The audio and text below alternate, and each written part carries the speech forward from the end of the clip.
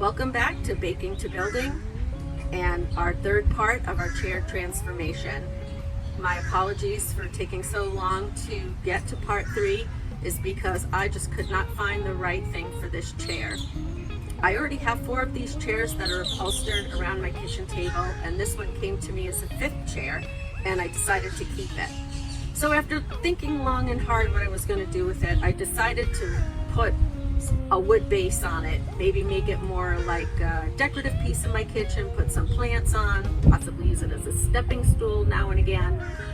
And I couldn't find just the right piece of wood. So I succumbed to going to Home Depot and just buying something that was round. And as you can see, that did not work. It was still too small. So with that in mind, I had to keep looking until I found the right thing. I combed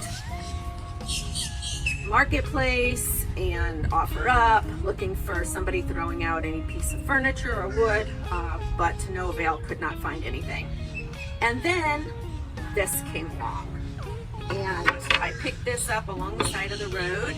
Somebody was throwing out an armoire, and I took all the shelving, the doors, and the drawers to use for upcoming projects. This piece actually is wide enough for the today's project, and we're going to begin. So the original cushions on this chair measured about 15, but I wanted to make it a little bit bigger. So my pizza pan happens to be exactly 16 inches, so I'm going to be using this as my guide. So the tools we'll be using today are the DeWalt jigsaw, and I'm going to be using a fine blade and my DeWalt sander. So I'm going to trace my pattern on the wood with my pizza pan.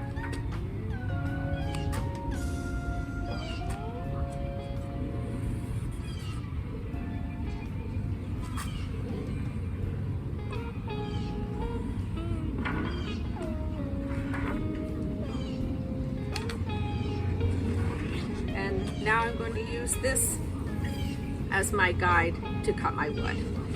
So I'm going to clamp this to the table.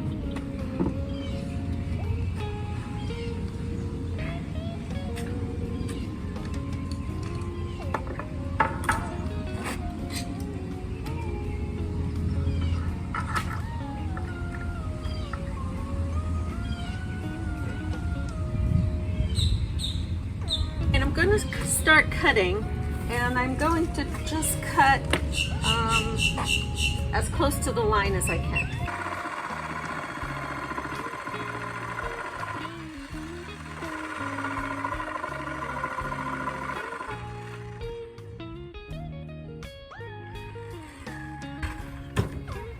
As you can see, this is a very thick piece of wood. It's a good inch thick, so it's a little harder to cut. So the saw is going a little bit slower.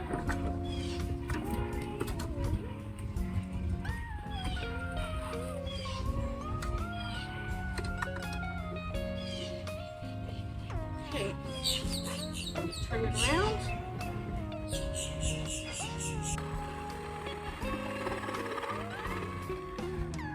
So I'm just going to go over some of the sides just to sort of clean it up a little bit.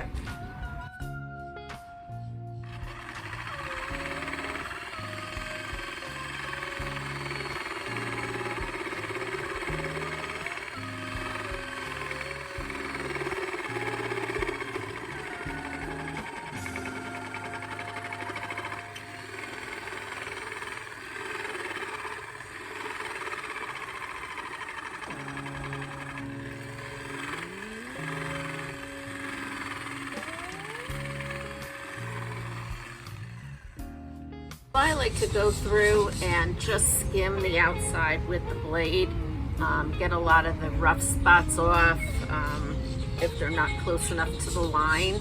And I find for me that's much easier and a lot less sanding to try to get it all nice and smooth.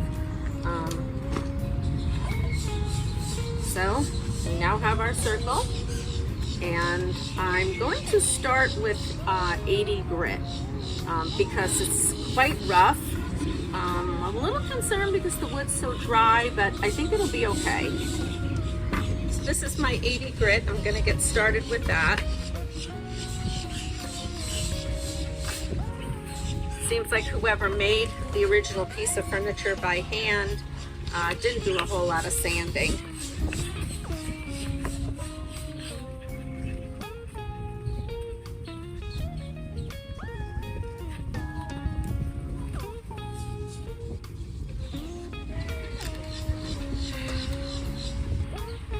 Fingers aren't working today.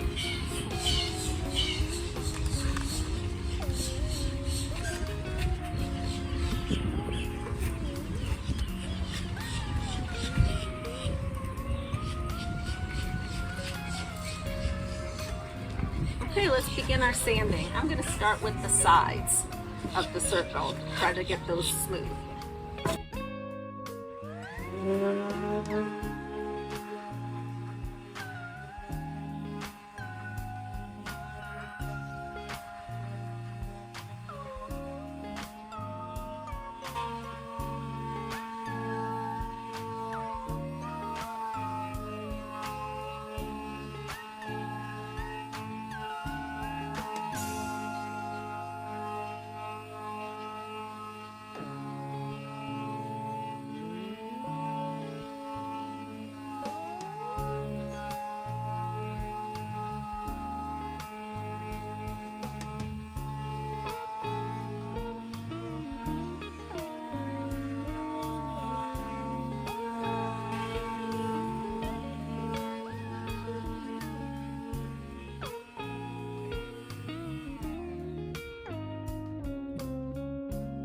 It's coming pretty smooth, as you can see, and it still has a little bit more to go. This would have been a great project to use a belt sander, but unfortunately my belt sander is not working at the moment, so I'm stuck just doing my palm sander.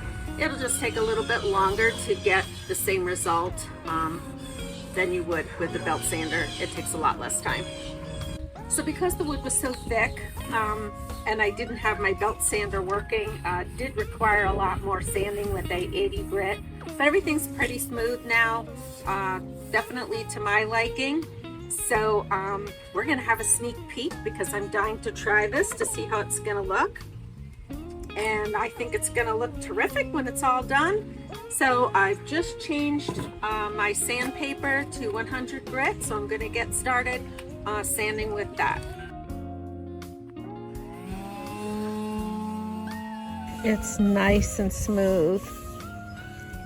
It's got some beautiful movement in the grain. It's going to be really pretty when it's done. And as you can see, the edges are very smooth all the way around. I'm going to do my final sanding with 120, and then we'll be able to move on with the next step.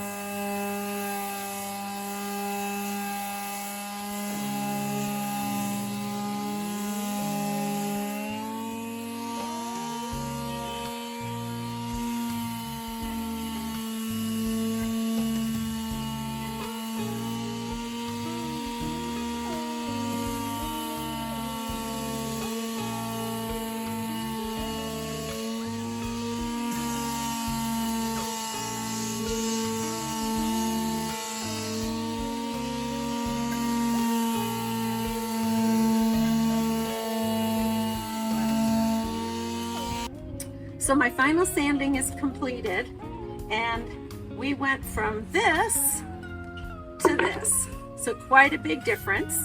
Like the fact that it didn't cost me any money at all because I found it on the side of the road. So that makes it even more terrific. And I'm gonna get my workspace cleaned up, and we're gonna move on to getting all the sawdust off of this and putting on the first coat of polyurethane. So I'll be right back. Workspace, so it's free of all dust, and this came out really nice. I'm so excited about the grain in this wood. I love wood with a beautiful grain. I totally lucked out finding this on the side of the road for free. Oh my God. So I'm using this Varathane water-based polyurethane in satin. I prefer satin finishes over most other finishes. Really like this product, goes on real nice. And I'm gonna start with the first coat.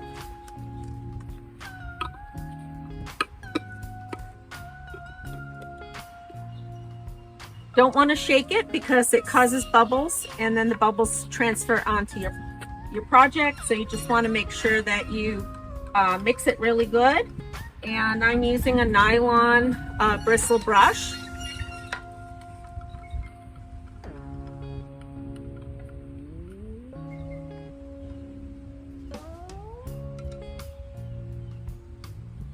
And you want to brush with the grain. But in this case, I'm going to do the sides first.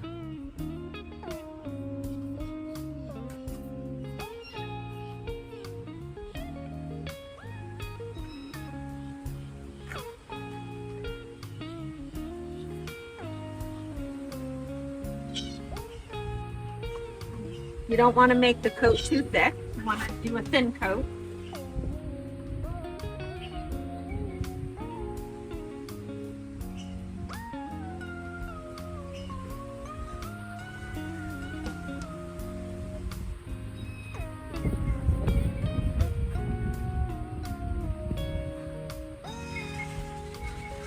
Now this product goes on white, but as it dries, it turns clear.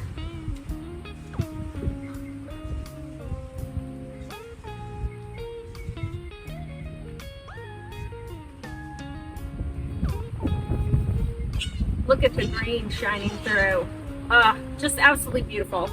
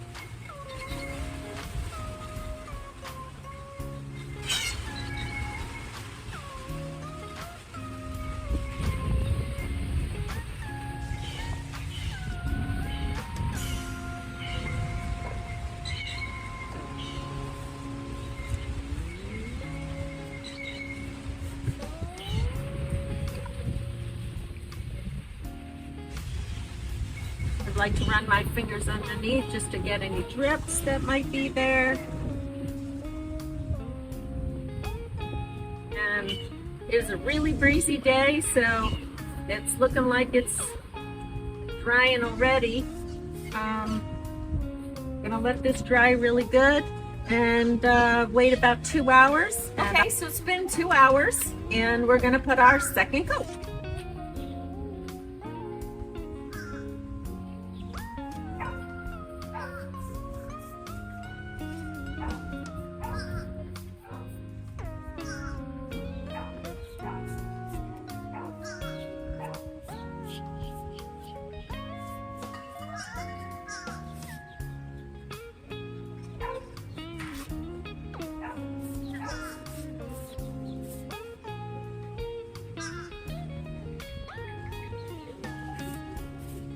So the reason why I'm using the water-based polyurethane today is when I do natural wood, I find that a lot of times the oil-based gives an amber color, and me personally is not too fond of that. So I tend to use the oil-based polyurethanes when I use a dark color stain. Just want to go over the edges just to make sure nothing's running down the sides.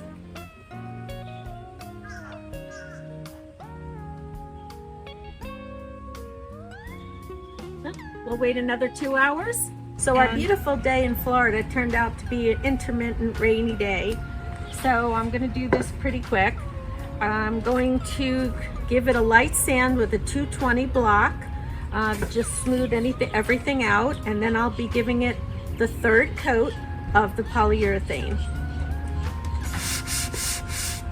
You want to go with the grain and just slightly go over it,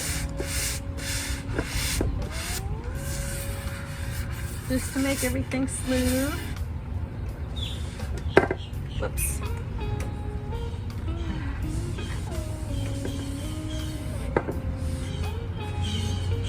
Wipe it all down.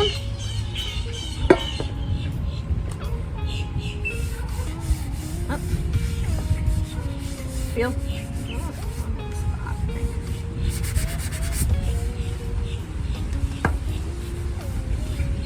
Feels really good. So I'm gonna go with the third and last coat of polyurethane. I had to take this inside. I just wanted to show you the block that I did use. It's spongy, and this one happens to be 220 grit on both sides. Got it at the local Home Depot. You can get it at your hardware store. So this will be the third and final coat of polyurethane on this project. And then once it dries, we can install it on the chair.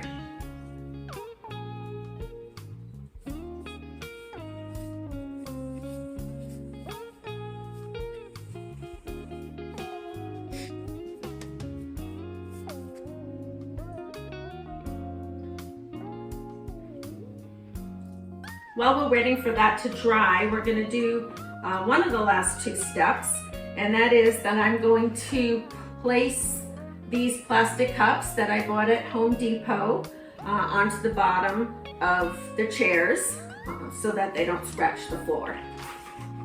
And these are very easy to install. You put them on this, they're hollow, so you put the hollow side down, put them all in place, and then we'll just hammer them in.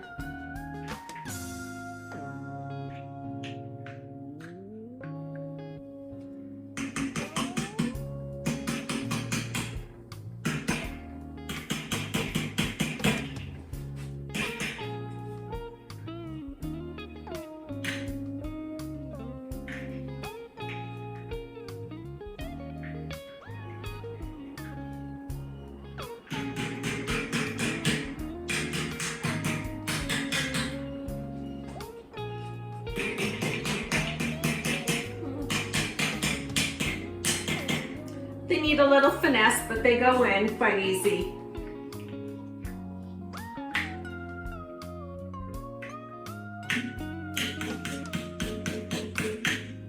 You don't want to hit it too hard, otherwise they'll crack.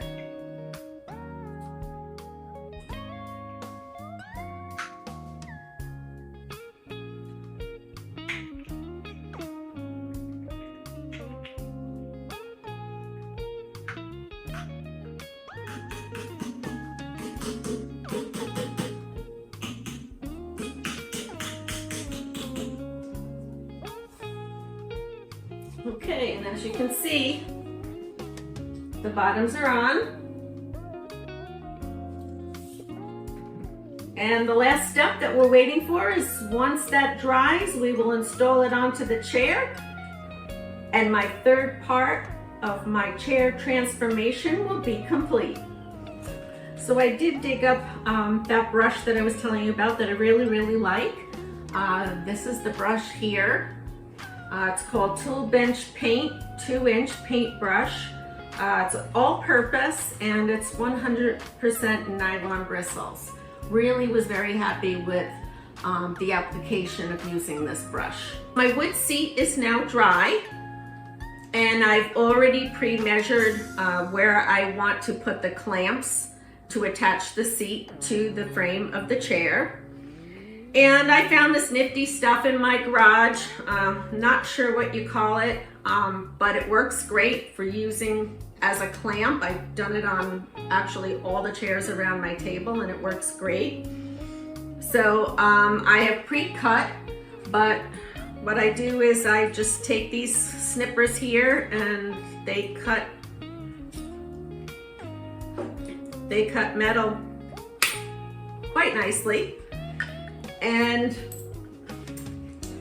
I just kind of free-formed it a little bit so that it has a pre-shape. I don't know if you can see, it has a pre-shape to it. So that when I put it over here, I can just kind of form it around and fit. So I'm using about 1/2-inch screws because this is a 3/4 inch wood, and these should hold pretty good.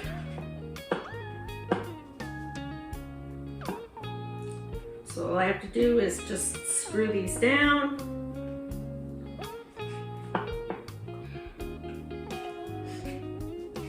Do one on the other side. Push it down just a little bit.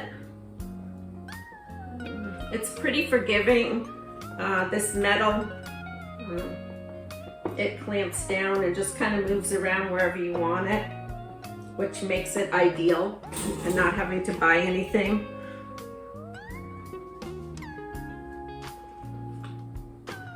Give it tight this one a little more.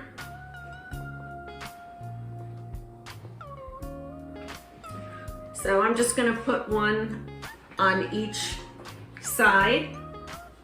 This one here, and I'm going to install one right here. So I'll take this one, as you see it's still kind of straight, and I'm just gonna lightly bend it so that this way, when I go to put it on, I can just form it around like this, and then it already has a shape to screw in.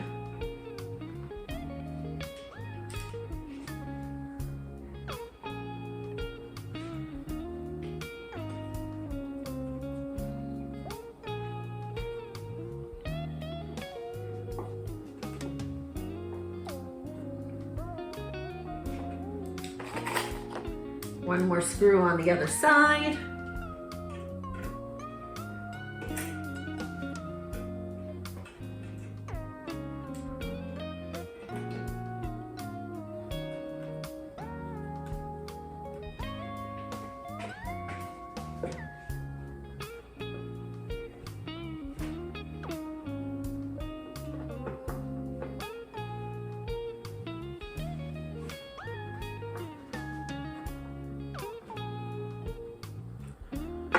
Couple of extra tightening.